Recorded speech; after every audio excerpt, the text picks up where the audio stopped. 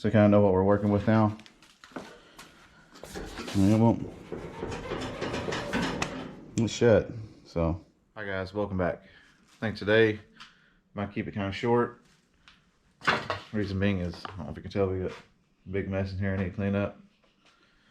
That fender sure does look good though, doesn't it? Anyways, I'll probably put the backside hinges on the door post, and we're going to take the door off, driver's side, take the hinges that go in the door out, grind a little bit of the door down so the hinges will actually open and close without trying to gouge the stainless steel hinges, and may reinstall the pillar and see how much that helped with the door fitment. I don't know if it helped much, but I had some good ideas from some people that commented on last video. I really don't have time this morning to go through them or try any of it. I kind of need to get to work. We'll at least get a little bit done today. May not be much, but I need to watch a few videos of some other people doing it and kind of get an idea how they done it. Try to get this side knocked out. But what I'm talking about is I need to grind this down a little bit here and here, because that bottom of the hinge kind of hits this and it wants to bend it back or scratch it, so I need better swingability, I guess. And that it don't look too bad still. It's just a little low here. This needs to come out this way some, but all that can be adjusted. The gap don't look half bad. And it says it's almost level. Other than those couple things, if we get it done pretty quick, which I got a feeling we will, traverse this, we could come back in to the engine compartment and do a little bit more sanding. There's some flat places that we could get with the grinder. And this back here, I'll show you, need to get that area ground down. Could do that with a little angle grinder. Of course, back in here. So they might do a little bit of sanding down. Need to refinish that seam a little bit better. More than likely the door won't get 100% fit today. I'm just gonna try to get it where it's swinging better and see if that does anything to draw it forward any. And hinges on the other side and do a little bit of grinding since we need to get this painted in here.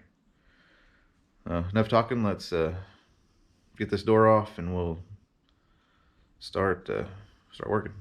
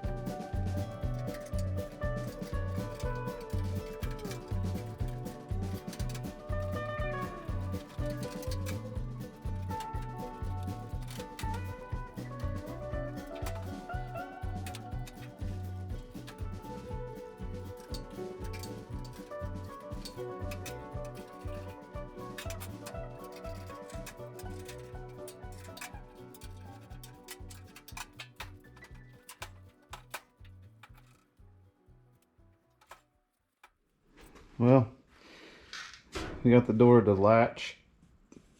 It won't come open, so this is what we're looking at.